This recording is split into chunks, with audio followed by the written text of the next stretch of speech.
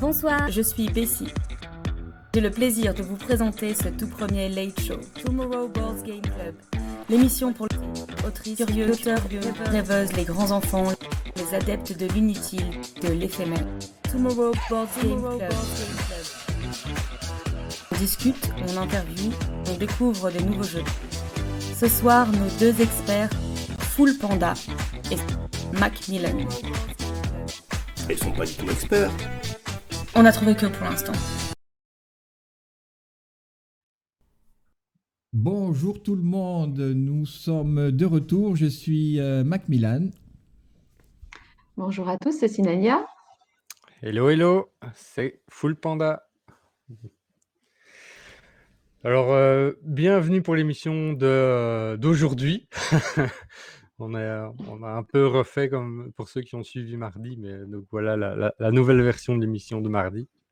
Parce que voilà, on a quand même un standing un peu à tenir et donc on refait l'émission. Alors, du coup, on va annoncer la cocarde, la dernière cocarde qu'on a mis un peu de temps parce que voilà, on avait fait d'autres émissions, on trouvait que ça, on voulait pas empiéter avec le temps de ces émissions-là. Du coup, la dernière cocarde qui concernait le carnaval, donc on avait surnommé la cocarde du bal masqué. Après avoir longtemps vécu une égalité, enfin, on a eu un gagnant et c'est Two Room and a Boom, un jeu que j'avais découvert justement pendant cette émission-là. Donc très très chouette pour eux, pour ce jeu en tout cas, de gagner cette petite cocarde, c'est cool. Donc bravo à Two Room and a Boom. Alors sans transition, je vais évidemment passer la parole à mes autres comparses pour vous présenter l'émission d'aujourd'hui. Bien, merci Full Panda.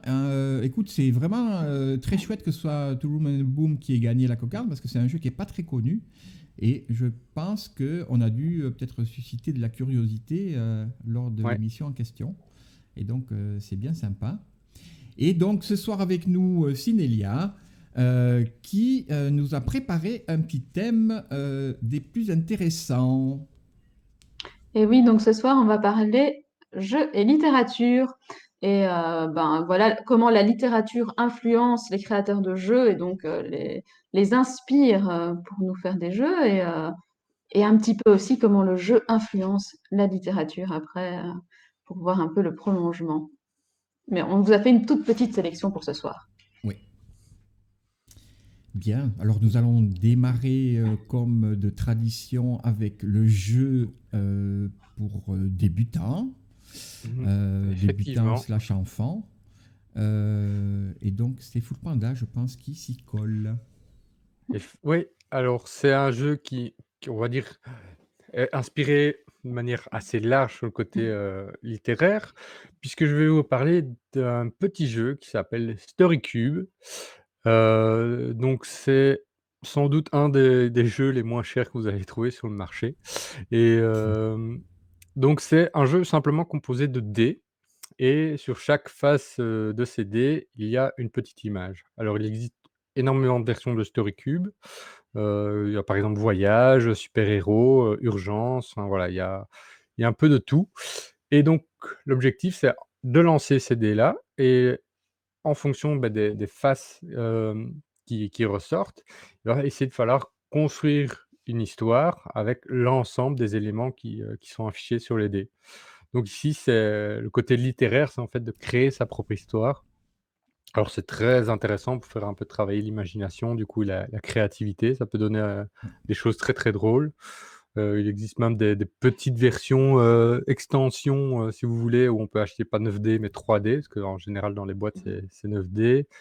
On peut même mixer si vous voulez, il y a voilà, une très grande variété. C'est vraiment donc du coup un jeu très accessible, très simple à comprendre. Très agréable, je pense, effectivement, à jouer autant voilà, en famille, parents-enfants, ça peut vraiment être très, très chouette aussi. Donc voilà, c'est un jeu vraiment pour débutants. Si vous ne le connaissez pas, c'est l'occasion de le tester. Il est en plus, voilà, si vous voulez le tester, il est très souvent, on va dire quasiment tout le temps disponible aussi en ludothèque. Beaucoup de ludothèques ont ce jeu-là, donc n'hésitez pas non plus à aller emprunter ce Storycube. Donc voilà pour le jeu débutant. Super. Et ça peut se jouer vraiment à un groupe assez important, Mmh. en ajoutant des petites règles du style, on ajoute un dé qu'on lance quand on passe à la personne suivante pour Oui. alimenter l'histoire. Mhm. Ouais. Et comme c'est des images assez simples, eux, ils mettent 6 ans sur la boîte, mais même un peu avant, je pense qu'il n'y a pas de souci Tout pour à jouer fait. avec les enfants. C'est de l'oralité, donc il n'y a pas besoin Ouais. d'écrire son histoire. Mmh. Donc Tout à on fait. peut vraiment commencer avant 6 ans. Et surtout que, effectivement, avant 6 ans, où l'imaginaire est à son apogée, Mm. non, Oui, en c'est plus. vraiment génial. Tout à fait. Bien. Je crois qu'on a fait un bon choix, là, il me semble. Ouais, ouais. Oui, Mais bon, maintenant, on va rentrer un peu plus dans le vif du sujet. oui, avec le premier jeu vraiment inspiré d'un Mmh. livre. Mmh. Alors, on va faire comme à l'accoutumée, disons, À pour l'accoutumée, utiliser un tu petit vois. terme désuet. Et on va Respectons vous la proposer tradition. la petite image, petit indice. Alors, on va vous laisser Mmh. 3 secondes parce que vous êtes à la maison. Vous pouvez faire pause si vous voulez essayer Mmh. de le trouver. Et le petit indice, hop, Voilà. Donc, un arc dans la forêt. Je pense qu'il n'y a pas trop de questions à se poser. non. Euh, Alors, je vais commencer par l'œuvre littéraire. Donc, Mmh. en fait, donc on va parler de Robin des Bois, mais Robin des Bois, en fait, c'est pas vraiment une histoire en tant que telle à la base. Robin des Bois, c'est un personnage du livre Ivanhoe de Walter Scott, donc qui raconte l'histoire d'un chevalier un peu masqué qui se balade de tournoi en tournoi, et dedans, il y a Robin des Bois. Et donc, nous, aujourd'hui, nous avons le jeu Robin de chez Flatline Game par Frédéric Moyersohn et illustré par Quentin Guillon qui se joue de 2 à 6 joueurs et où on a une de nos thématiques du jour aussi avec la boîte qui s'ouvre. Et pour la petite histoire, quand même, c'est que Frédéric Muyersohn a fait ça pour une boîte d'assurance à la base. Et puis, Flatline Game a trouvé ça très intéressant et a décidé de le rethématiser et d'en faire un jeu où donc on va faire c'est un peu un jeu de cette famille, on va dire. Donc vous avez des cartes comme ceci de différentes familles. À chaque fois, vous avez la famille qui est indiquée ici en haut à gauche. Et puis, du coup, à son tour de jeu, on a cette carte en main et on va en proposer une en échange aux autres joueurs qui ont donc le choix ou pas de proposer une carte pour échanger. Et du coup, on va choisir une des cartes que les autres joueurs proposent et puis on va les activer avec les petites flèches qui sont en bas. Et donc, on a sur un mini plateau nos personnages qui vont avancer ou reculer vers le château et qui vont du coup pouvoir prendre un certain nombre de cartes et en défausser un certain nombre aussi, selon l'endroit où ils sont, Ah oui, et ça va nous permettre au fur et à mesure d'avancer dans notre conquête des 7 membres d'une... Enfin, je dis des membres, mais c'est pas comme un jeu de cette famille, il y a des lieux, il y a des objets, il y a des animaux, donc c'est pas vraiment comme dans un jeu de famille où on a le père, la mère, les enfants, les grands-parents, ou je ne sais quoi. C'est très malin au final parce qu'on va vraiment du coup pouvoir influencer le jeu des autres en les faisant avancer sur ce plateau. Et, et du coup, il y a des petites cartes spéciales qui permettent aussi de donner un peu de peps dans le jeu, évidemment. Mais voilà, c'est un petit jeu de cette famille amélioré, donc à partir de 8 ans. Donc voilà, un jeu simple, on va dire, de cette famille. Vous pouvez le commencer un peu avant. Celui-là, il faut quand même un petit peu réfléchir à comment on va en plus bouger les pions sur le plateau. Ok. Et juste Mmh. c'est la question que je me pose par rapport aux familles, donc c'est au sens large. Et quels sont les types de familles en fait qu'il y a ça Alors, correspond donc, essayer de toutes les faire. On a les trésors, Ah, d'accord, donc ok. qui sont tous des choses que Robin peut voler. On a des animaux, Ok. voilà, qui sont des animaux qu'on a à cette époque-là autour de nous, donc des chevaux, des poulets, j'en sais rien. Des armes. Donc là, par exemple, on a, je sais pas, le bâton de Frère Tuck, peut-être. On a des lieux. Donc ici, c'est le camp de Robin des Bois, mais on a dans les lieux, il y a aussi bien le château, donc tous des lieux de l'histoire. On a des aliments, puisque quand même la nourriture est importante aussi dans l'histoire, Ouais, toujours. et au Moyen-Âge aussi.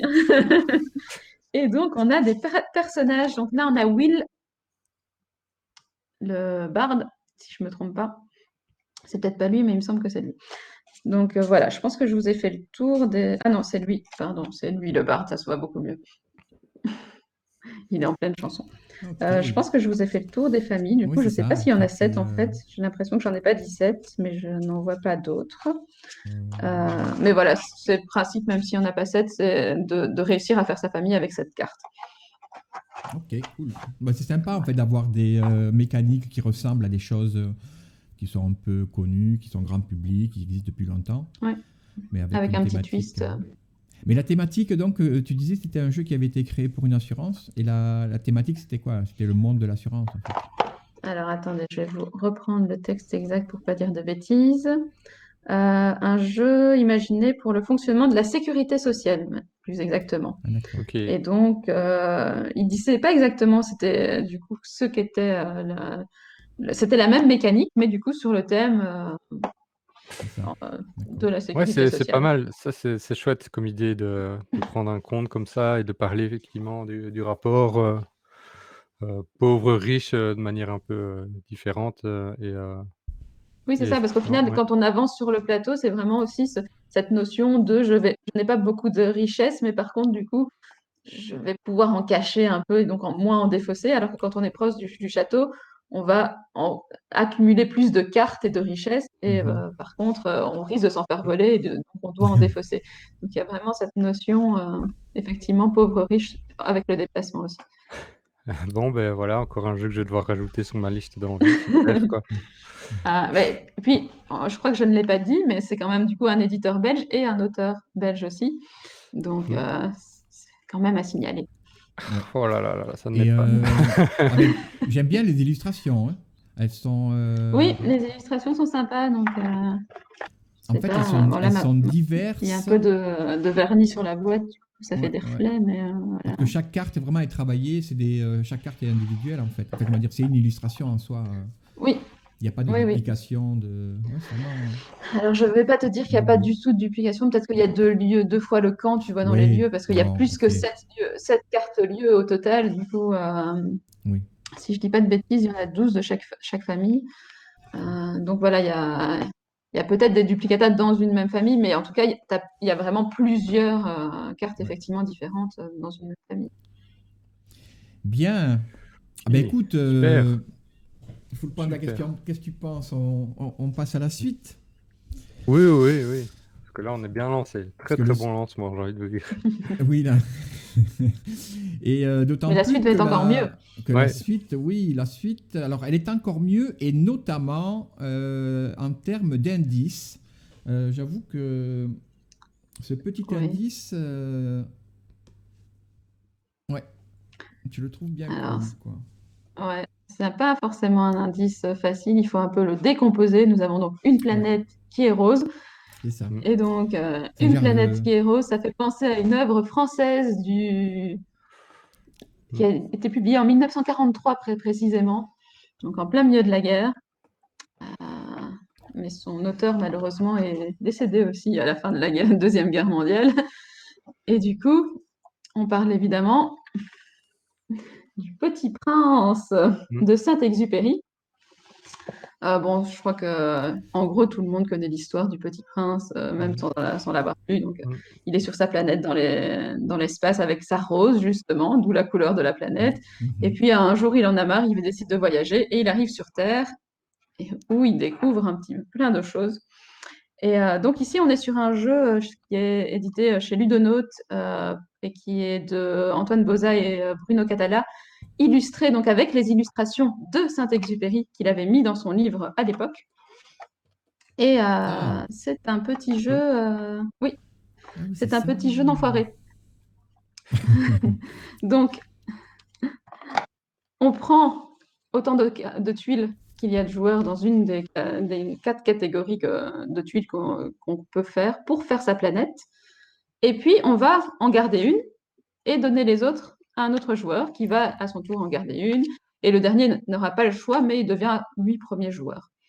Et puis, sur cette huile, on a plein de choses. On a des moutons, on a des réverbères, on a des volcans, on a des baobabs. Qu'est-ce qu'on a? On a des roses, si j'en trouve, mais je ne sais pas. Là, j'ai un éléphant. Donc, vraiment avec les dessins de Saint-Exupéry, qui ont évidemment été détourés et utilisés. Le fameux renard. Ah oui. Je ne vais pas vous trouver la rose, donc vous ne la verrez pas, mais bon, voilà. On a les différents essais de moutons aussi de Saint-Exupéry d'ailleurs, puisque dans l'histoire, il essaye vainement de faire un mouton avant de finir par faire une boîte en disant « Regarde, il est à l'intérieur » et le petit prince dit « Ah, c'est merveilleux ». Donc on a la boîte aussi dans le jeu. Et donc on va construire sa planète au fur et à mesure en essayant du coup de donner des mauvaises tuiles aux autres et du coup de garder celles qui nous intéressent pour nous, puisque en plus de ça, on a des objectifs qu'on va passer aux 4 coins de la planète.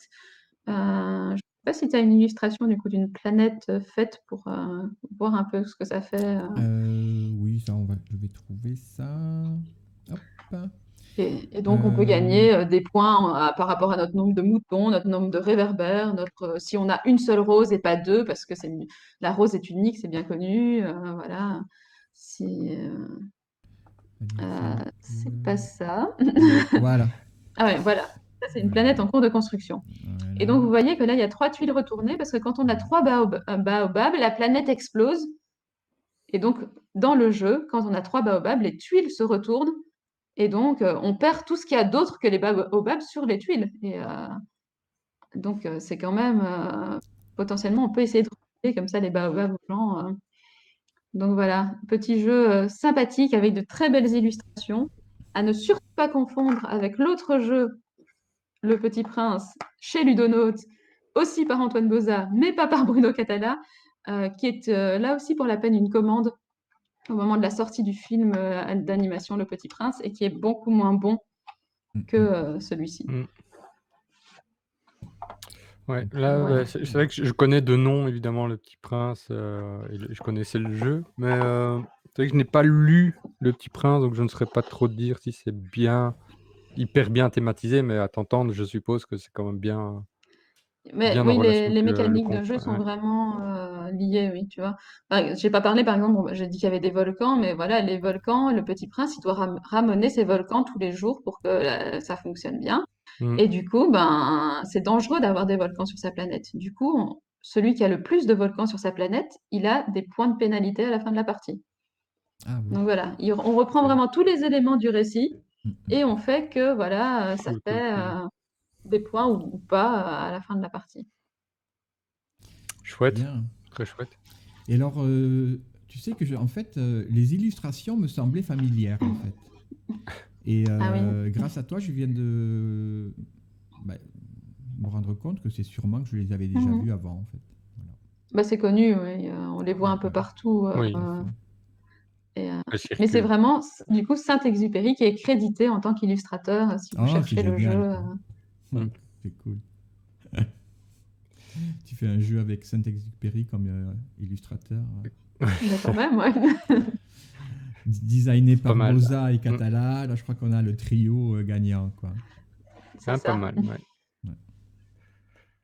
Bien. Cool. Bien. Ben, écoutez, on va passer tout bon, ça. on va passer au jeu suivant. Donc, à l'indice suivant, je crois que c'est à mon tour. Oui. Alors, moi, je vais vous proposer... j'envoie d'abord l'indice et puis je vais vous proposer... je vous laisserai un petit temps à la maison. Un petit jeu qui peut se jouer en solo. On peut jouer jusqu'à 5 joueurs. 3/4 d'heure plus ou moins, et c'est à partir de 12 ans. Et c'est un jeu qui est issu d'une œuvre de Jules Verne. Et je veux parler, ça va en décevoir pas mal parce que, enfin pas mal, j'en sais rien en fait, mais moi j'avais un peu oublié qu'effectivement que c'était une œuvre de Jules Verne. S'il s'agit du jeu Michel Strogoff. Ouais, qui n'a rien à voir avec l'ortie Le rôti Orloff. Ouais. Ouais, je replace Non, ma Non. vanne. effectivement. Parce qu'à chaque fois, ça me fait penser à ça quand ça termine par Orloff. Voilà, quoi. Mais elle avait A bien marché priori, ça l'autre n'a fois, rien à donc voir. tu fais bien de la replacer. Et Ouais. alors, bon, premier truc sympa, un petit peu comme dans les bouquins, au niveau de la boîte. Hop, déjà les illustrations magnifiques. Pour ceux qui connaissent Michel Strogoff, notamment à travers la série des années peut-être 80 ou 90, je ne sais plus. Ah oui, Euh, juste. et alors, c'est une boîte qui s'ouvre hop, comme un bouquin. Enfin, quoique, c'est bizarre. Comment on appelle ça? Un coffret Si, avec un si. bouquin à l'intérieur? Regarde, oui, tu as des livres comme ça dans les coffrets. Oui, c'est ça. Voilà, il y a souvent des livres dans les coffrets. Et donc, le jeu est C'est comme un ça. peu de luxe. Alors, Michel Strogoff, écoutez, le jeu suit l'histoire. Donc, l'histoire principale, c'est Michel Strogoff qui est un courrier du tsar. Le tsar, c'est l'autre fois j'avais hésité, à nouveau, c'est Alexandre II, oui, c'est ça. Et C'est ce que tu avais dit. de Russie, bien évidemment, et qui est chargé de remettre un message pour prévenir de l'attaque du traître. Le traître Ivan Ogarev. Et donc, le jeu, il s'agit, alors je vais mettre pour que je puisse voir un peu si vous voyez bien. Donc c'est un jeu, un mélange de jeu de course. Non, c'est vraiment un jeu de course, mais course-poursuite. C'est-à-dire que nous avançons sur cette... donc Michel avance et tous les joueurs avancent sur cette piste-là et tentent d'arriver à destination avant le traître qui lui choisit la piste. Il fait les extérieurs pour les amateurs de course de chevaux. Donc il passe par l'extérieur, il essaye de contourner. Le chemin était un peu plus long, mais il y a moins d'embûches parce que les cases sur lesquelles on s'arrête, en fait, en fonction de la couleur, permettent de piger des cartes qui donnent soit des avantages, mais aussi certaines faveurs qui désavantagent parce qu'on doit l'ajouter comme genre essoufflement ou en tout cas perte un petit peu d'énergie. Car il s'agit de ça en fait, c'est gérer, ça c'est le plateau joueur, il s'agit de gérer ces petites gouttes rouges qui représentent l'énergie. Et donc lorsqu'on avance un petit peu trop rapidement, on perd de l'énergie, et lorsqu'on accumule des cartes bonus, à partir de 3 cartes bonus, on perd aussi de l'énergie, il faut se reposer, donc on passe son tour pour pouvoir se défausser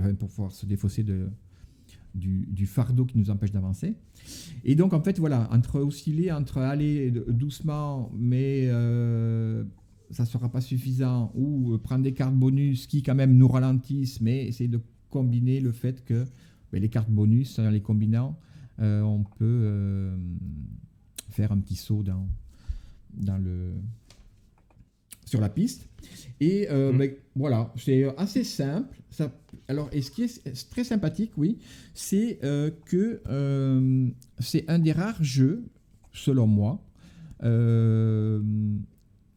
qui est assez plaisant à jouer dans le sens où on joue toujours à deux, parce qu'il y a le traître qui joue. Le traître a son propre tour de jeu. Il fait des actions. Et il y a un petit système que j'aime beaucoup, qui se trouve dans quelques jeux, c'est que lorsque on a des phases d'action, on lance un dé, et toutes les personnes qui ont le chiffre du dé sur leur plateau personnage bénéficient aussi de l'action. Et ça, je trouve ça vraiment pas mal, alors quand on joue à plusieurs. Mais là, en l'occurrence, lorsque le traître, c'est son tour, il fait son tour de jeu, et on peut aussi bénéficier de ses actions. Donc en fait, on a l'impression de jouer contre un personnage, parce qu'il est identifié comme un personnage, quoi. Oui, Donc, voilà. ça permet de rester attentif pendant le tour des autres à ce qui se Oui, passe aussi, vraiment. effectivement. Et là, c'était pour moi que tu disais ça, en fait, non? Non, de Bien. manière générale. Ok. Et donc voilà. Et alors, et dernière chose, c'est un jeu où on a la sensation de suivre, d'être dans le cœur de l'histoire finalement, parce que l'histoire, c'est essentiellement, le roman, c'est essentiellement une course-poursuite, en fait, une course contre la montre, avec des péripéties, mais mais ça reste ça le cœur de l'histoire. Et donc, c'est très bien représenté, je trouve, dans le jeu. Donc voilà, Ouais. c'était C'est- Michel Strogoff. Et j'ai pas donné les auteurs. Je vais le faire rapidement si je trouve la page. Donc Alberto Corral, artiste Pedro Soto, et c'est chez. Alors il y a plusieurs éditeurs. Purple Brain. Purple Brain En Création. En France, ouais, c'est Purple. Ouais. c'est Ouais. ça, voilà. Ouais, ici, Purple Brain. attention que, contrairement au Petit Prince, voilà, vous n'avez pas joué avec Jules Verne. Il n'est pas concerné. Non, il n'y a pas de rapport. Ça, Mais non, par contre, voilà, Purple Brain, ils se sont spécialisés dans les adaptations d'œuvres littéraires, donc on aurait pu en prendre, je crois Ouais. qu'il y en a une Mais- dizaine maintenant qui sont faites. On Oui, aura la énormément, version 2 de. Nous aurons la version Ouais. 2 du crossover littérature jeu. Mm. Bien Et sûr. effectivement, on essaiera d'en trouver de cette collection en fait. Qui Oui, il y est a très toute cette chouette, collection, effectivement, de boîtes livres, en fait, Ouais. qui ont créé à des comptes et Et, tout ça. Donc, c'est très, très chouette, Aussi, ouais, souvent, ouais. comme jeu. Qui sont vraiment Ouais, moi, en j'aime bien. livre. Ouais, c'est ouais. ça. Non, ça, Et c'est ils aussi très, s'attachent très chouette. ouais. Et ils s'attachent vraiment à chaque fois à coller, faire que les mécaniques collent vraiment avec le type d'histoire qui est pris, Oui. qui est narré, quoi. Tout à Donc fait. c'est vraiment très intéressant de ce côté-là. Tout à fait, tout à fait. Bien. Ben écoutez, ça m'a fait plaisir en fait de présenter ce jeu parce que ça fait un moment que. Ça fait pas très longtemps que je l'ai, mais ça fait un moment que je pense. J'aimerais bien un jour dans une émission que ce soit opportun de pouvoir le présenter, quoi. Donc, Ben voilà. voilà. Voilà, c'est fait. Bravo. En parlant de moments opportuns, Full Panda, je crois que c'est. Est-ce que c'est à toi maintenant Ou- Ah, Non. voyons voir encore. quel est l'indice, mais je ne pense pas. Effectivement, on va voir Normalement. avec l'indice en fait. Alors, l'indice pour le jeu suivant. Ah, mhm. L'indice pour le jeu Ah. suivant, Alors, ça aurait pu être. c'est pour toi. moi. Mais c'est vrai que j'ai été à. J'ai vu ce balcon Voilà. de près. Oui. J'ai été à cet endroit-là une fois, il y a très longtemps. Contrairement à moi, qui, Ouais. pour la peine, n'ai pas lu euh, l'œuvre dont on va parler. Mm. Je crois d'ailleurs que c'est un peu la seule de celles évoquées ce soir que je n'ai pas lu. Mais donc, on a une histoire écrite par un Anglais, mais qui se passe en Italie. Bon, je pense que du coup, Oui, il n'y a c'est pas besoin un d'aller peu plus loin et facile tout le celui-là. monde a trouvé. Et on est donc sur Roméo et Juliette, donc qui est un jeu tout Classique. récent qui vient de sortir il y a quelques mois, de Julien Protière et Jean-Philippe Sahu, illustré par David Cochard chez Silex. Et donc on a encore notre fameuse boîte qui J'adore s'ouvre et qui cette fois est vraiment le plateau. Alors voilà, j'y arrive. Donc on a nos 6 lieux, je dis bien, qui sont représentés autour de la boîte, et puis un petit plateau pour y poser les autres éléments qui ne sont pas en rapport avec les lieux. Et donc c'est un jeu qui se joue uniquement à 2 et qui est encore un jeu à communication limitée. Donc Roméo et Juliette, qui sont, ma foi, très beaux. Enfin, c'est du carton, hein, c'est pas, le détail est vraiment poussé dessus, vont donc se déplacer dans un des lieux en emmenant avec eux un membre de leur famille. Et pour ça, ils ont en main des cartes. Alors, ils ont des cartes lieux. Donc, par exemple, ici, alors, vous avez l'église. Ce n'est pas uniquement les reflets de mon écran, enfin de ma caméra, c'est également les reflets qui sont dessinés sur la carte que vous voyez. Et puis, ils ont des cartes personnages, donc ils choisissent un personnage avec lequel ils vont aller sur le lieu. Et bon, voilà, on a 4 cartes en main, il me semble. Et donc, on va essayer d'aller à un endroit et on a le droit de communiquer un petit peu. C'est-à-dire qu'on a des missives, des petites enveloppes, qu'on peut envoyer à l'autre en lui disant « Ah, j'aimerais beaucoup te retrouver justement dans l'église, puisque je vous ai montré l'église. » Et l'autre peut renvoyer une missive en disant « Ah ben, oui, ok, je suis d'accord » ou « Non, ça ne va pas être possible. » Et donc, on peut s'aiguiller dans la limite des missives qu'on a avec nous dans le jeu pour essayer de se retrouver au bon endroit. Et quand on arrive, alors, je vais essayer de vous montrer ça à l'écran, mais c'est un peu compliqué, ma foi. Voilà. Quand on arrive dans un lieu, on peut bouger un ou plusieurs personnages selon les lieux sur le côté d'une ou deux cases. Non, d'une case à chaque fois, pardon, soit dans un sens, soit dans l'autre. Et donc, ça va nous permettre de nous retrouver seuls à un endroit, puisqu'il faut que Roméo et Juliette soient seuls pour faire monter l'amour et que l'amour triomphe à la fin. Alors qu'au contraire, si on se retrouve avec des Montaigu et des Capulet qui sont ensemble sur un même lieu, ils vont faire monter la haine. Je vais Et donc, juste- s'il y a trop de haine, je ne sais pas si vous voyez du coup, oui, ici. Donc ici, on a Ah, c'est la le piste chemin de la haine. haine qui monte et qu'on doit essayer d'éviter d'amener tout en haut, sinon on a perdu. Et à côté, on a le chemin de l'amour qui monte, qui est plus long, hein, vous remarquerez, et donc qui va triompher à la fin. Une petite Et c'est illustration un des jeu Montaigu, peut-être, que je montre, des voilà, Montaigu. pour montrer un petit Ah, peu. tu l'as, oui, voilà. Mais ça, ils sont assez encourageants, justement, à éviter qu'il y ait de la haine, quoi, parce que. Bravo. Oui, bah écoute, c'est le style de l'époque un peu austère, sérieux, de l'époque de Shakespeare. Et donc c'est un jeu évolutif, comme c'est très à la mode en ce moment. Donc on commence, en fait, ça se joue en 9 chapitres. Donc je n'ai pas lu l'œuvre, mais je suppose qu'il y a 9 chapitres ou 9 scènes dans la pièce de théâtre de Shakespeare, puisqu'on va retrouver la scène du balcon, on va retrouver le bal, etc. Et à chaque fois, on a donc un placement différent des personnages. Ok.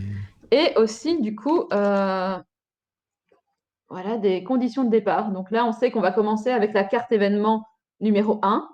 Cette carte, du coup, suit l'histoire de Roméo et Juliette. Si je vous prends celle du chapitre, je ne sais pas, le chapitre 7, par exemple, on est à l'événement 25, puisque c'est cet événement-là qui se passe au début du chapitre 7 dans l'histoire. Et puis donc, on sait combien de cartes on va avoir le temps de jouer, combien de tours, en fait, on va avoir le Ok. temps de faire dans la manche. Je vais me rapprocher un peu encore, mais je ne sais pas si vous verrez bien les chiffres. Il y a des petits chiffres, en fait, en dessous décrits. Ouais. Et on sait donc, comme je vous disais, avec combien d'indices de missives on commence. Et donc, on peut en regagner au cours de la partie, mais voilà, on commence jamais avec beaucoup. Hein. Je vous spoil un peu les chapitres à venir, mais ça ne monte jamais très haut. Et donc voilà, moi j'ai fait uniquement le niveau 1, mais je trouve ça très intéressant de devoir se contraindre dans la limite d'information, en sachant qu'on voit les cartes qu'on a déjà jouées. Donc au fur et à mesure, c'est un peu comme Not Alone, pour ceux qui ont déjà joué, on a de plus en plus d'informations quand même sur ce qui reste à jouer. Mais voilà, il faut quand même se creuser la tête pour réussir à ne pas se faire rencontrer les familles en bougeant, etc. Et alors, les Donc, chapitres, voilà. c'est comme un mode campagne, c'est-à-dire on peut faire un chapitre par jour, enfin, ou par session, ou alors c'est une partie, on fait tous les chapitres. Alors, une partie, c'est un chapitre. Ah, c'est ça, d'accord. Ok. Donc, une mise en place, en fait, au final, C'est ça, voilà. Ok. avec un événement de départ, et les autres événements, tu les mélanges, donc tu les Ok. auras aléatoirement dans l'histoire. Là, on se détache un petit peu de l'histoire du livre, du coup. Et en fait, du coup, c'est voulu comme étant de plus en plus difficile à jouer D'accord. au fur et à mesure. Donc, tu peux très bien, du coup, ne faire que des parties avec le chapitre 1. Mais si C'est tu ça. veux, tu peux aussi les faire les 9 à la suite en faisant C'est ça. 9 parties ou ne faire que des chapitres après au niveau 9 parce que tu juges que tu es très fort et que du coup tu veux la difficulté maximum. Voilà. Donc c'est plus ça, comme un mode campagne, disons, d'un jeu qui évolue. Oui, Enfin, dans le bah, sens où tu as des pour, chapitres, par exemple, dans Seven Wonders, tu as des chapitres aussi, mais ça fait partie d'une seule partie où tu fais les 3 chapitres. Enfin, les 3 oui, non, ici c'est phases. vraiment une partie. C'est ça. C'est un peu comme dans The Crew, quoi, où tu as les C'est ça. missions et tu peux D'accord. très bien faire la 25 et pas commencer par la 1. Ici, c'est la même chose. Si tu veux, tu commences par le chapitre 1, mais si tu n'as pas envie, que tu as déjà fait les 4 premiers, bah, tu commences par le chapitre 5. C'est ça. Ok. Ok. Non, en plus, oui, c'est un jeu qui est quand même qui est récent, hein, et qui est reconnu, enfin déjà auprès de la communauté ludique comme un excellent jeu, puisqu'il y avait sur Facebook, là j'avais vu la Coupe des duellistes spéciale vraiment pour les jeux à 2 joueurs. Il était en finale contre la Marche du Crabe, qui est aussi un excellent jeu, et donc il a quand même réussi à gagner, Mhm. plébiscité par la communauté, donc vraiment pas mal. Ouais. C'est-à-dire qu'il trouve son succès et ça donne envie, la manière dont tu l'as présenté là et toutes les possibilités qui s'offrent à ce jeu. Même si je suis pas toujours un grand fan, moi, des jeux uniquement à 2, Ouais, c'est ça. Bah, il a l'air quand là, même ça a l'air un bon jeu, quoi. Ouais. ouais, là, je pense que c'était un peu obligatoire. Oui, Enfin, tu fais Roméo obligé. et Juliette, ça se joue à deux, quoi. Oui, c'est Enfin, ça, oui, oui, évidemment. On aurait pu le mettre pour la c'est- Saint-Valentin, en plus, celui-là. Tout à fait. J'ai Mmh. trouvé ça très dommage que vous ne l'ayez pas cité. En même temps, pour la situation actuelle, à deux, bon, voilà, c'est quand même un peu plus Ouais. approprié. Ah oui, bah, je pense que c'est ça qui a fait son Et succès aussi, puis, puisqu'il est sorti il y a quelques mois. ça nous laisse le temps de nous inventer un personnage. Ben, écoute, la prochaine fois on jouera à trois et tu incarneras les Montaigu comme ça. Si tout ira bien. En parlant Chouette, que chouette tu encore, incarnes hein. les Montaigu, est-ce que tu Mmh. n'incarnerais pas un reviewer de jeu pour le prochain? Ça pourrait être sympa, ça. Un reviewer de jeu. Ben, je vais envoyer un petit indice et on va voir un petit peu si tu t'incarnes ou pas. Alors, le petit Allez, indice balance l'indice. pour le jeu suivant. Ah, Mmh. Alors, on se demande un peu ce que c'est. Est-ce que la pipe Alors, est un indice? ce n'est pas un russe, c'est un anglais. Ouais, oui, c'est ça. Est-ce que la barbe est un indice? Est-ce que le costume Non. est un indice? C'est que voilà. Ah. Alors là, c'est vrai qu'on reste en Angleterre. On est sur l'Angleterre du 19e siècle, enfin pas pour le jeu, pour la thématique littéraire. On est dans l'ambiance plutôt, enquête. Ouais, le jeu date de 1985, donc c'est pas un jeu, tout récent, mais qui a été réédité, en 2016, qui connaît plusieurs, versions, dont une qui est sortie, l'année dernière. Donc il y a 4 boîtes qui reprend ce jeu. Heu, alors, est-ce qu'on va laisser encore 3 secondes aux gens de deviner? Quoique c'est assez Oh, clair. je pense qu'ils ont C'est trouvé. c'est c'est le premier jeu qui m'est venu en tête, par rapport à la thématique du jour. C'est évidemment Sherlock Détective Conseil. Alors ici, c'est une des boîtes, donc c'est pas la toute première version, parce que moi j'ai Jack l'Éventreur et Aventure à West End. C'est donc un jeu pour 1 à 8 joueurs, à partir de 12 ans, pour des parties de minimum 90 minutes et c'est, créé par Gary Crady, Susan Goldberg et Jerome Roppert. Alors évidemment, bah, oui, moi j'ai pensé à ce jeu parce que l'univers de Sherlock Holmes a tellement inspiré de jeux de déduction, de séries à la télé, de tellement de trucs que, c'était difficile de pas en parler. Pour moi, c'est un peu, il a autant d'influence dans cet univers policier, d'enquête que, Le Seigneur des Anneaux a, Mhm, influencé, le médiéval fantastique, quoi. tout à Donc fait. c'était, évident qu'il fallait en parler. Alors encore plus, pourquoi par exemple, c'est vrai que j'aurais pu parler du Seigneur des Anneaux parce qu'il y a des jeux Seigneur des Anneaux, mais par rapport à ça, en fait, il est pour avoir enfin, j'ai lu, tout ce qui, tous les Sherlock Holmes, donc je connais un peu l'univers de Sherlock Holmes et comment il fonctionne, en fait, dans les livres.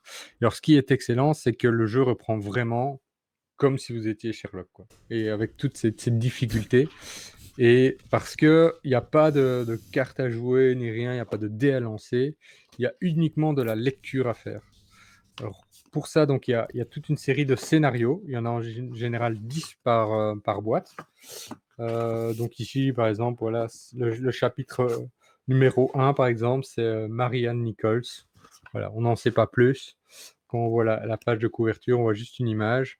Et donc, il y a le scénario ici et aussi, en fait, tous les textes qui apparaissent par rapport aux, aux différentes, interviews, enfin, voilà, tout ce que vous allez faire. Donc, il y a d'une part, il faut commencer par lire les journaux. Donc il y a une dizaine de journaux avec les dates. Il y a par exemple le Times et il faut lire par rapport à l'enquête qui vous est désignée et en fonction ensuite de ce que vous aurez, premier résultat d'enquête, votre première déduction, donc il faudra, un peu sélectionner donc vous avez ici des cartes Et la carte de Londres, ouais, tout en grand ici, avec énormément. Donc, si je rapproche, on va voir qu'il y a énormément de petits cercles avec des numéros dedans. Donc ça, c'est en fait toutes les possibilités qui s'offrent à vous voilà, pour rencontrer des personnes. Et derrière, il y a encore une autre carte d'un quartier. Voilà, donc ça dépend effectivement des enquêtes. Donc voilà, c'est entre guillemets, c'est ça votre matériel de jeu, quoi. C'est vraiment, vous avez la carte et vous avez euh, les journaux. Donc vous êtes vraiment, quand on a lu les livres, c'est vraiment ça. C'est vraiment ce que fait Sherlock. C'est le côté, il faut lire le journal et il te résout l'enquête en lisant le journal. Et parfois, évidemment, c'est des gens qui viennent lui demander de l'aide. Mais c'est vrai que voilà, il résout en quelques trucs à peine. Voilà, il interviewe une ou deux personnes maximum et voilà, l'enquête est déjà résolue. Euh, et c'est un peu ça qu'il faut faire. Surtout que le jeu vous met un peu une barre de difficulté qui n'est pas obligatoire, mais voilà, vous met un peu en mode compétition, qui vous dit, ben voilà, si vous voulez battre Sherlock Holmes, il faut par exemple résoudre l'enquête en maximum 4 interviews, quoi. Donc c'est-à-dire que vous avez les journaux, vous devez essayer de trouver vite fait et résoudre l'ensemble de l'enquête. Alors, il y a l'enquête, on va dire, principale, mais aussi les petites quêtes secondaires, si on pourrait appeler ça comme ça, l'enquête secondaire, où peut-être qu'il y a eu, voilà, il y a un meurtre qui a eu lieu, et c'est ça qu'il faut résoudre avec le mobile et tout. Et il y a peut-être un truc, je sais pas, derrière qui aurait été volé, ou il y aurait un autre meurtre qui aurait été commis qui est un peu connexe à l'enquête principale. Et il faut, pour remporter ben voilà, un peu des points, faut être capable de répondre aussi à ces questions-là qui sont posées. Donc, mais c'est hyper difficile. Ça relève quasiment de l'impossibilité, à moins d'avoir une déduction à la limite comme Sherlock, de résoudre les enquêtes en 3-4 coups. Euh, Surtout en plus, comme je vous expliquais, c'est de 1 à 8 joueurs. Alors quand vous êtes tout seul, ça peut aller relativement vite, évidemment. Mais quand vous êtes à 8, il faut il y a du dialogue, voilà, il faut prendre des décisions, donc il faut vraiment tout le monde devient un peu, finalement presque plus, Watson que Sherlock. Parce Oui, c'est qu'il ça. faut Ouais. il faut vraiment essayer de comprendre vraiment la logique, et c'est vraiment de la pure déduction, c'est vraiment de l'interprétation et c'est vraiment, en fait, il faut vraiment être comme Sherlock. C'est-à-dire qu'il faut élaborer un scénario dans sa tête et se dire: «Est-ce que le scénario tient la route?» et essayer d'éliminer tous les autres scénarios possibles progressivement en fonction des détails que vous avez. C'est le meilleur conseil que je puisse donner pour essayer de battre Sherlock, mais en fait, voilà, n'essayez pas de battre Sherlock la première fois que vous jouez, par exemple. Franchement, vous allez faire le double, si pas le triple de ce que Sherlock fait pour résoudre correctement l'enquête et encore, vous aurez sans doute pas tous les détails, quoi. Il faut vraiment un peu s'imprégner de la mécanique du jeu d'abord, mais pour les gens qui adorent les jeux de déduction, qui adorent l'univers de Sherlock Holmes, je le conseille vivement parce que ça colle pile poil à l'univers. Franchement, on n'aurait pas fait mieux. Comme je disais, c'est un jeu qui date quand même de 1985, donc pour dire que c'est voilà ça. Et alors qu'il n'a pas fait autant, j'ai l'impression de parler de lui, qu'un Risk ou qu'un Trivial Pursuit ou Ouais, c'est qu'un clair. Stratego, parce qu'évidemment, comme il est un peu plus complexe, ben, voilà, il essaie de rester un public un peu plus averti. Mais pour les fans, par exemple, de Murder Party ou des trucs comme ça peut être aussi très, très intéressant. Donc il y a un gros potentiel du jeu voilà, qui connaît un gros succès. Donc, comme je disais, il y a 4 versions. Enfin, 4 versions. On va dire, il y a la version de base et encore 3 autres boîtes avec 10 scénarios. Moi, j'ai l'intention de faire l'acquisition, en tout cas, des autres boîtes. Ça, c'est sûr. Donc, voilà. Avec une boîte, c'est déjà pas mal parce que faut se dire que voilà, faut y mettre Faut du 90 temps. minutes, mais c'est compter 2 heures, quoi. Plus vous êtes, plus vous allez Au moins. discuter et, Mm. ça peut vite faire votre soirée, quoi. Donc, Ouais. voilà, moi, voilà, j'adore l'univers de Sherlock, j'adore les jeux de déduction, donc, voilà, c'était une évidence de parler de ce jeu-là aujourd'hui, quoi. Ouais. Moi, Super. je lui vois quand même un seul défaut, mais au final, qui est le même pour tous les jeux de ce genre. C'est que si on est plus Watson que Holmes, Ouais. on va rater le petit détail qui nous amène à la solution. Oui. Et, on a beau tourner en rond pendant 3 heures, on ne trouvera jamais le truc. Oui, voilà. Mais Oui, c'est parce que valable sur plein de jeux de ce genre-là. oui, oui, oui. Mais ici, c'est vrai, comme il y a Mhm. pas forcément de fil rouge. Par exemple, à un unlock, il y a Mhm. une espèce de fil rouge, Mhm. où en fait, où tu sais qu'il y a qu'une solution possible et on te dit si c'est une erreur ou pas. Ici, en fait, Ouais, tu sais pas si c'est une erreur. Ouais. ouais. C'est juste que l'erreur, c'est est-ce que ça donne des infos suffisantes ou pas suffisantes, quoi. C'est juste ça. Mhm. Mais c'est vrai que tu peux faire genre, 20 interviews et pas trouver si tu gères pas bien, quoi. Donc c'est vrai que ouais, c'est vraiment voilà, c'est pas easy, easy, quoi. C'est déjà un niveau un peu intermédiaire. C'est ça. Et est-ce que Il le faut être fait vraiment très de, attentif à tout. Ouais.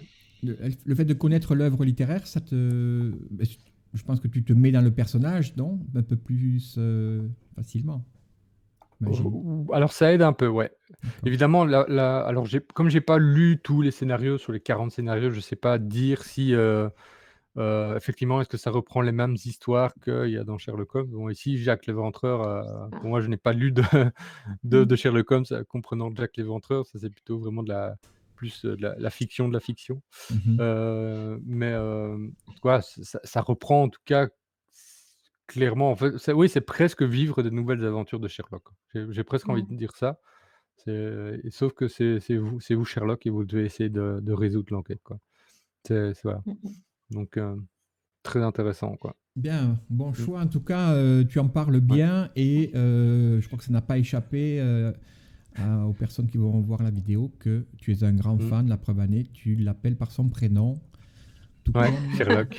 et au Non, c'est ça, Panthéon. dès que c'est ça après Antoine, Après Antoine, ça nous va être avons ça va être Sherlock.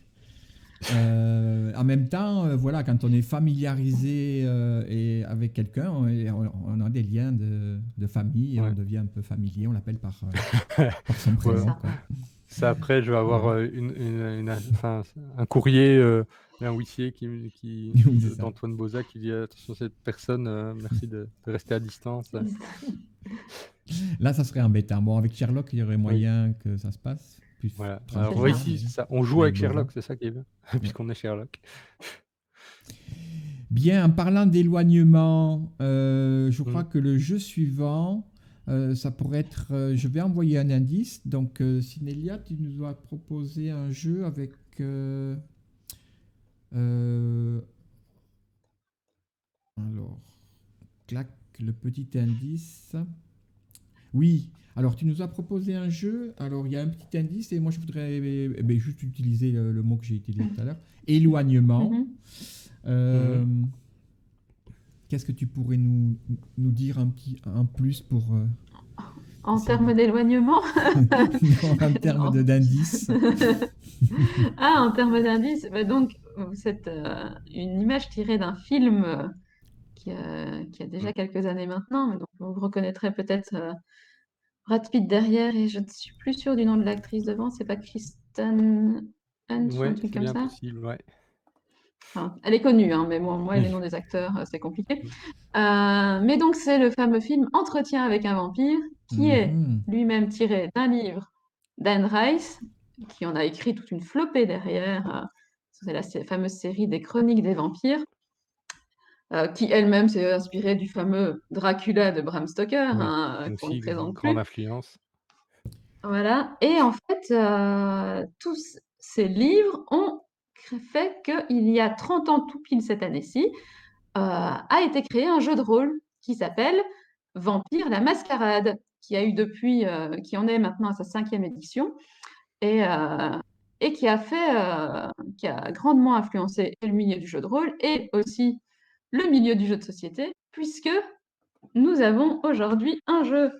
Alors, il n'y en a pas qu'un, hein, il y en a bien d'autres qui sont sortis sur la thématique, mais aujourd'hui, on va parler de Vendetta, qui est donc un jeu de Horrible Game euh, localisé par Yellow, fait par Charlie Cleveland et surtout le français Bruno Feduti, et illustré par Martin Motet.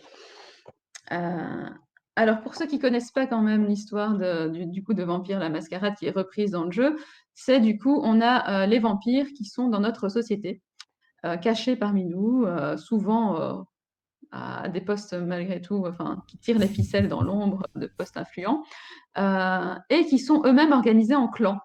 Chaque clan a sa spécificité, et les clans sont rassemblés dans ce qu'on appelle la Camarilla. Et évidemment, notre but dans le jeu, à nous, ça va être d'être le clan qui va diriger la Camarilla.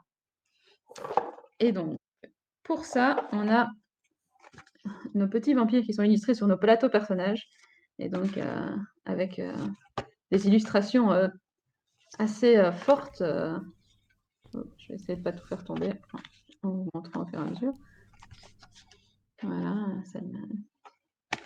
donc, on voit un peu les styles déjà des clans dans ces illustrations-là, mais ça peut être aussi bien un clan qui est fan d'art et qui donc se retrouve complètement hypnotisé par une peinture et qui va rester devant, ou quelqu'un qui va parler avec les animaux et du coup les contrôler pour les lancer dans des combats contre les autres. Ça peut être quelqu'un qui a des dons de soigneur. Donc voilà, on est un peu dans les caractéristiques un peu types dans les jeux de rôle où on a différentes orientations, hein. Ici, on va avoir du coup un deck de cartes personnelles. Alors, je vais essayer de vous retrouver ça. Où est-ce que je les ai mises? Voilà, ici. Donc, on a un deck de cartes à sa couleur, donc avec un symbole spécifique par clan, où on va avoir des cartes du coup qui seront différentes dans chaque clan. Alors, sachant qu'il y a 8 clans et qu'on joue de 3 à 6 joueurs, ce qui fait qu'on va toujours jouer des combinaisons de clans différents dans les parties. Et notre but, du coup, ça va être de jouer des cartes, d'abord seulement, si je ne dis pas de bêtises, seulement 2, puis 3, puis 4, dans des lieux qu'on va avoir devant nous et sur lesquels on va avoir soit des vampires qui sont sur fond rouge, soit des humains qui sont sur fond bleu. Et donc, on va devoir, en résolvant à la fin les cartes, bon, je vous évite tous les passages de pose des cartes, etc., avec toutes les spécificités qu'on peut avoir, mais à la fin, on résout les cartes, on voit qui est majoritaire en points de pouvoir dessus, et du coup, on récupère des vampires et des humains que nous pourrons éventuellement, sur lesquels on peut se nourrir, voire que l'on peut tuer à certains moments pour récupérer du sang et être plus fort, évidemment, que les autres vampires. Alors, ça, c'était la base du jeu. Une particularité du jeu, c'est que les illustrations, pour beaucoup, on va avoir juste un petit mot sur le côté pour décrire le personnage. Et dans les personnages neutres, qui sont ici et que donc qui sont moins puissants que les autres que je vous ai montrés juste avant, ce sont en fait toutes des personnes qui sont dans l'équipe d'Horrible Game et qui ont été liées au jeu. Donc ici, la première, c'est une photographe, du coup, voilà, qui a servi.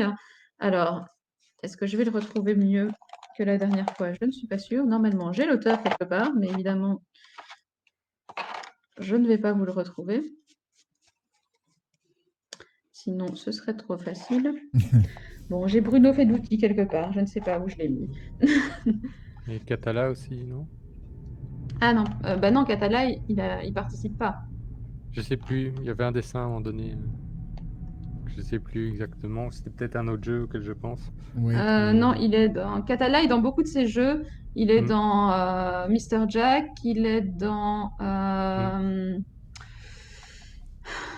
celui où on doit dire vrai ou faux. J'ai un trou, mais les gens le retrouveront en regardant la vidéo. Je ne sais plus. C'est peut-être que ça s'appelle juste C'est pas faux. Mais voilà. Et je ne retrouve plus Fedouti. Je suis désolée, je ne vais pas pouvoir vous le montrer. C'est désastreux. En fait, on va laisser la surprise aussi, en fait, parce que les illustrations, si vous achetez le jeu, vous pourrez le voir. C'est la folie, les illustrations. J'adore la couleur, quoi, la palette graphique. Oui. En fait, et chaque clan en fait, a son type de couleur. Donc, vous voyez qu'ici, je suis dans les tons jaunes. Enfin, on voit peut-être pas très bien à la caméra, mais du coup, de l'autre côté, toutes les cartes de mon clan seront dans les tons aussi jaunes. Et Ouais. donc, il y a vraiment des vrais jeux sur les couleurs qui sont faits de cette façon-là aussi sur les cartes de clan. Mm. Et puis, ces palettes gris, bleu et rouge sur les cartes qu'on peut récupérer dans la partie. Voilà. Ouais, il y a des couleurs pastel, un mélange de pastel et de fluo. Enfin, Ouais. c'est plutôt du moins des couleurs pastel, mais qui ont une teinte fluo. Et surtout, enfin surtout en plus, des nuances de gris incroyables, Mhm. quoi. Ça, j'adore. Mélangées avec des cartes fluo, comme on peut voir par exemple ici. Ça, ce sont des cartes. Ça doit être des cartes. Ça, c'est les dos des cartes des clans. Oui, c'est ça, voilà. Et Donc, voilà, qui sont... c'est magnifique, quoi. Et je trouve que c'est une gamme de couleurs qu'on utilise, qu'on voit pas très souvent dans les jeux, notamment les mélanges de Non, c'est vrai. mauve avec du rose et du bleu très clair comme ça. Pareil, bah, en fait, pour chaque carte, finalement, il y a des dégradés, il y a beaucoup de dégradés dans les illustrations. Oui. Rien que pour ça, franchement, le jeu est super attirant. Bon, sans parler de la Ah, boîte qui est merveilleuse, quoi. je l'ai retrouvé. Ah, Ah, Voilà donc Bruno Feduti, ah oui. Bruno qui est magnifiquement Feduti, qui illustré est quand même. ben justement Bruno, qui est Alors, son compère, par contre, je ne l'ai pas du un, coup. un très. Ben, nous avons une très grande fan de Bruno Feduti. Il l'appelle d'ailleurs Bruno. Et il s'agit de Steve que nous recevrons la semaine prochaine. Ah oui. Moi, j'avoue que d'habitude, je ne suis pas fan de Bruno Feduti. Donc, j'ai acheté le jeu parce que j'ai joué au jeu de rôle et ah, que ok. j'en ai un très bon souvenir. Et je l'ai vu et je me suis dit, ah, il faut que j'ai le jeu. Et puis, j'ai vu après que c'était Bruno Feduti une fois que je l'avais acheté. Et je me suis dit, Oh. aïe, est-ce que je vais aimer? Et en fait, bah oui, j'ai trouvé ça vraiment très intéressant. Alors, comme beaucoup de jeux de Bruno Feduti, nous, on l'a joué à 3. Je pense que quand on le joue à 6, c'est un chaos total parce que du coup, ça part dans tous les sens et il y a pas moyen de maîtriser vraiment ce qui se passe.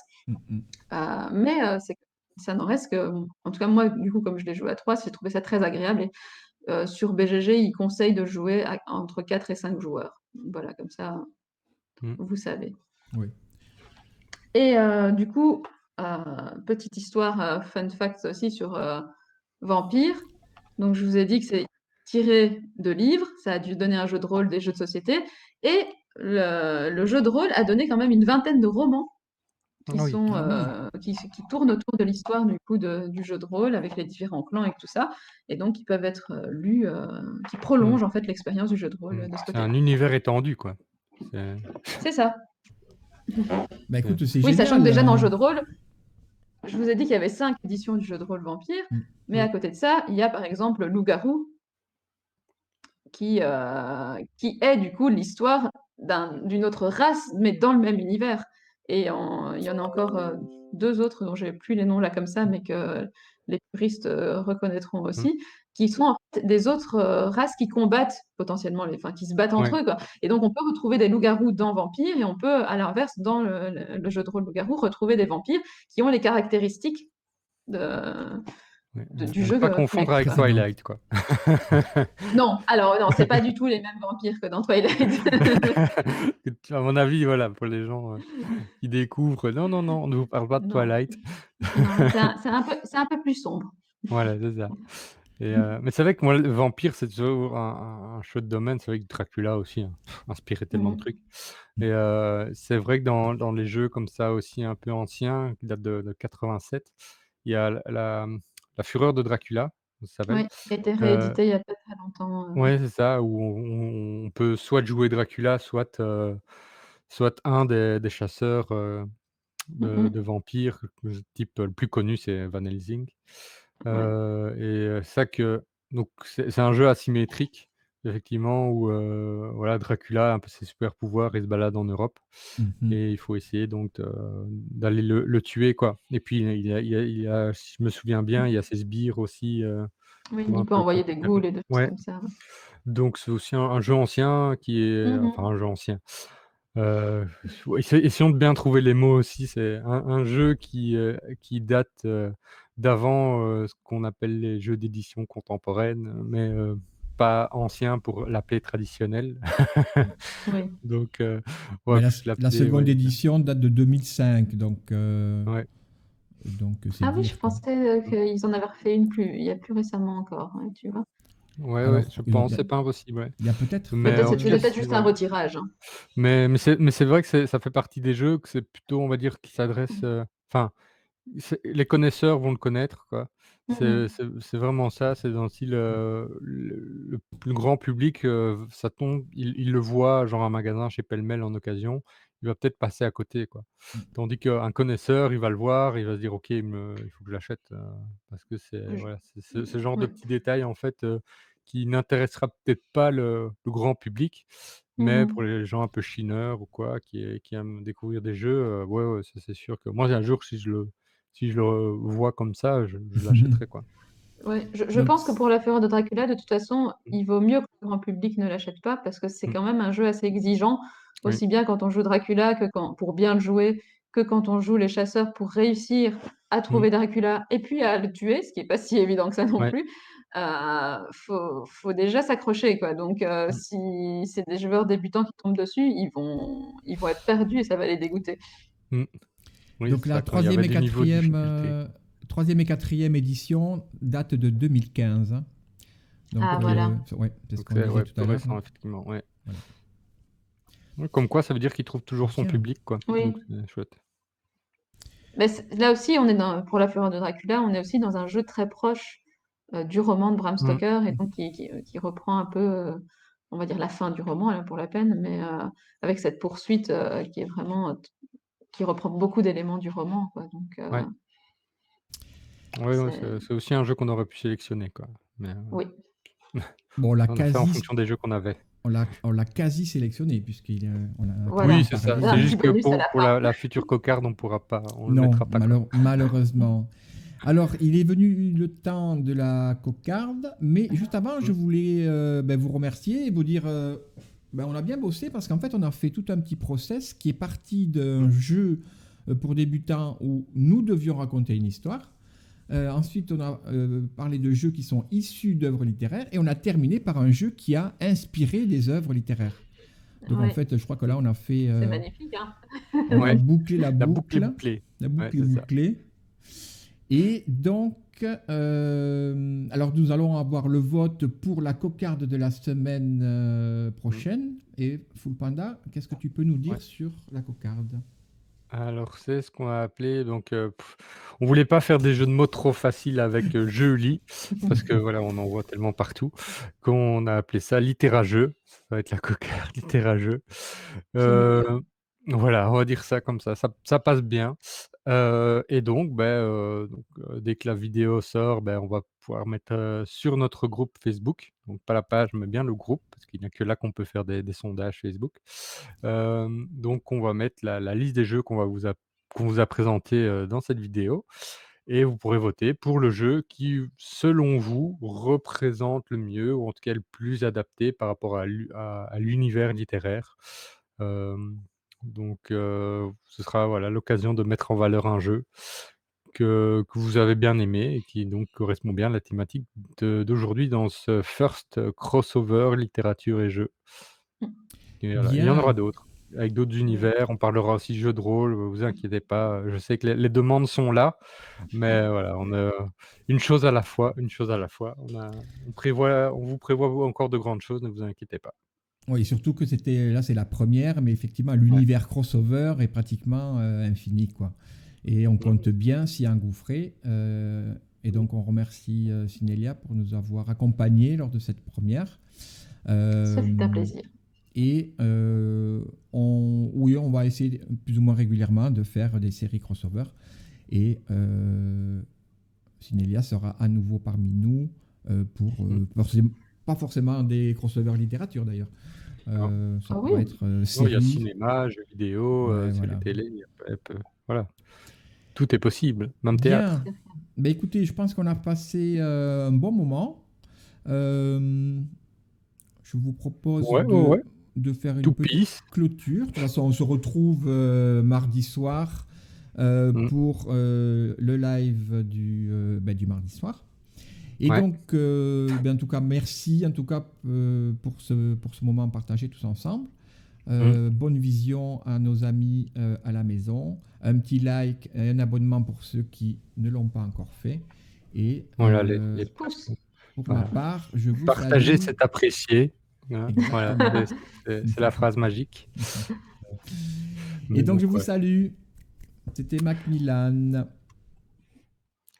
À bientôt, c'était Cinélia. Et à la prochaine, c'est Full Panda. Ciao, ciao.